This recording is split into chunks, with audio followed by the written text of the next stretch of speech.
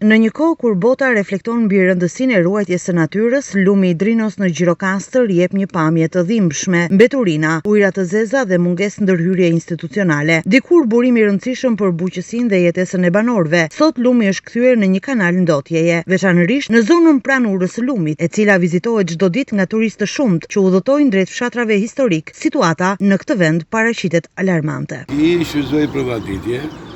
Vaditje e gjithë luginës Drinos. Po?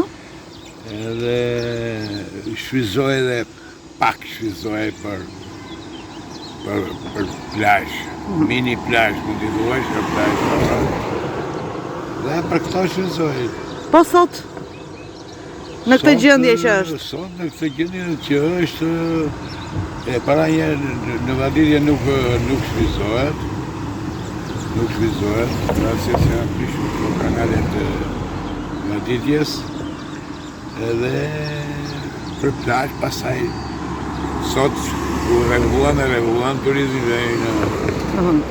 Të vjen keq që e shikon në këtë gjendje kaq të pistë, kaq të ndotur? Keq na vjen më se ki lurzonte si lum. Domethënë në kuptimin e strukturës, domethënë mirë mbaje, bëj... Kjo më keq, po tani nuk ka fajën e asnjë, të hedhur këtu, ne hapëm dhe hepëm vetë. Ne jemi që s'kemi edukatje dhe hedhëm qeshave këtu, ja. Plasmas e kush i hedhë këtu? Ne që shkojmë i vitëm. Po uj ka që ndotur? Ka ndotur. Të gjithat e nga qka, kemi 100 herë në vijë. Këtu është edhe zonë që kalojnë turistët, apo jo vetëm qytetarët? Duhet jetë njeriu çdo ditë që ta shikoj këtë. Turistë këtu plot. Të vjen keq që e shikon në këtë gjendje? Në vjen. Shqipëria ishtë vend i mirë, pse të ka bisedë kështu?